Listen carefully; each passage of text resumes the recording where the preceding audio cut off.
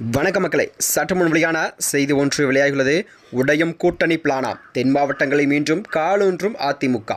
இன்று சிவகங்கை வரும் எடப்பாடி. வாங்க வீடியோவை முழுமையாக கண்டலாம். அதாவது தமிழகம் முழுவதும் மக்களை சந்தித்து சுற்றுப்பயணத்தை மேற்கொள்ள இருக்கிறார் அதிமுகவின் பொதுச்செயலாளர் எடப்பாடி பழனிசாமி அவர்கள். கடந்த சில நாட்கள் முன்பே இதனை தொடங்கியுள்ளார். அது மட்டுமின்றி பொதுமக்களை நேரடியாகவும் சந்தித்து உரையாடி திமுக அரசை சரமாரியாக கேள்வியும் எழுப்பி விமர்சித்துள்ளாராம். இந்நிலையில்தான் இரண்டாவது கட்டமாக சுற்றுப்பயணத்தை ஆரம்பிக்கிறார் எடப்பாடி பழனிசாமி. இது குறித்து அறிவிப்பு ஒன்று வெளியாகியுள்ளது.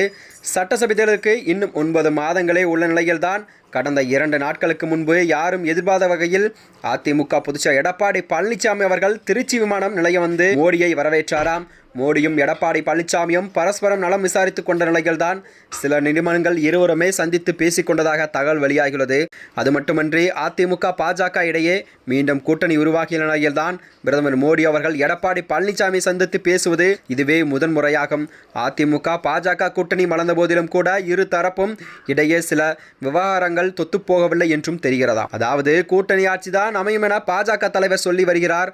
அதிமுகவோ நாங்கள் தனியே தான் ஆட்சி அமைக்கும் என்று எடப்பாடி பழனிசாமி அவர்கள் திட்டவட்டமாக சொல்லி வருகிறார். இந்த சலசலப்புக்கெல்லாம் நடுவேதான் மோடி எடப்பாடி சந்திப்பு நடந்தது. ஆனால் கூட்டணி குறித்து எந்த ஒரு பேச்சுவார்த்தையும் நடைபெறவில்லை. நடந்த பிரதமர் மோடியிடம் நேரம் ஒதுக்குமாறு OPS அவர்கள் அனுமதி கேட்டும் மோடி நேரம் அவருக்கு ஒதுக்கப்படவில்லை. அது மட்டுமன்றி அதிமுக OPSக்கு இடமில்லை என்று எடப்பாடி பழனிசாமி அவர்கள் அழுத்தம் திருத்தமாக சொல்ல நிலையில் அவரது சந்திப்பு சரியாக இருக்காது என்று மோடி நினைக்கிறாராம். இப்படியெல்லாம் அரசியல் கணக்குகள் ஓடிக்கொண்டிருக்கும் நிலையில் கூட்டணியும் வலுப்படுத்தி வருகிறார்கள். இப்போதைக்கு அதிமுக கூட்டணியில் பாஜக மட்டுமே இணைந்த நிலையில் எடப்பாடி பழனிசாமியால் அழைப்பு விடுக்கப்பட்ட எந்த ஒரு கட்சியும் இதுவரை அவருடன் கூட்டணிக்கு உறுதியான நிலையில் வந்து சேரவில்லை என்றே மக்கள் பார்வையாக பார்க்கப்படுகிறது.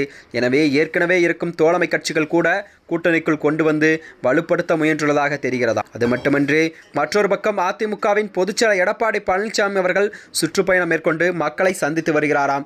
கடந்த சில நாட்களுக்கு முன்பே முதல்கட்ட சுற்றுப்பயணத்தை மக்களை காப்போம் தமிழகத்தை மீட்போம் என்ற பெயரில் எடப்பாடி துவங்கப்பட்ட வட மாவட்டங்களில் டெல்டா மாவட்டங்களில் மக்களை சந்தித்தாரா. அது மட்டுமன்றி இன்று இரவு கூட 7:45 மணியில் சிவகங்கை அரண்மனை வாசலில் பேசுகிறார். இன்று இரவு சிவகங்கையில் தங்கும் எடப்பாடி பழனிசாமி நாளை காலை 10 மணி அளவில் சிவகங்கை சன்சார் மகாலில் வெளிநாடு வாழ் இந்தியர் மஞ்சுவிரட்டு பந்தயம், வடமாநில நலச்சங்கம், விவசாய சங்கம் போன்றவற்றையெல்லாம் தேவர் சிலை அருகில் அவர் பேசுகிறாராம். அது மட்டுமன்றி எடப்பாடி பழனிசாமி அவர்கள் தொடர்ந்து ராமநாதபுரம் மாவட்டத்தில் கூட பிரச்சாரத்தை தொடங்கும் எடப்பாடி பழனிசாமி முதலில் பரமக்குடி சட்டமன்ற தொகுதியில் நாளை மாலை 6:30 அளவில் பஸ் நிலையத்தில் மக்களை சந்திக்குள்ளார் என்று செய்திகள் வெளியாகலாம். இது மட்டுமன்றி முன்னதாக ராமநாதபுரம் ரோமன் சர்ச் பகுதியில் கூட அரமனை ரோடு வரை ரோடு ஷோ நடத்தி எடப்பாடி பழனிசாமி அதன் பின்னர் அரமனையில் மக்களை சந்திக்க பேசுகிறாராம். 4வது சட்டமன்ற தொகுதியாக முதுகுளத்தூர் செல்லும் எடப்பாடி பழனிசாமி 6:30 மணி அளவில் அந்த பகுதியில் உள்ள மக்களை எல்லாம் சந்தித்து பேச இருப்பதாக தகவல் வெளியாகிறது.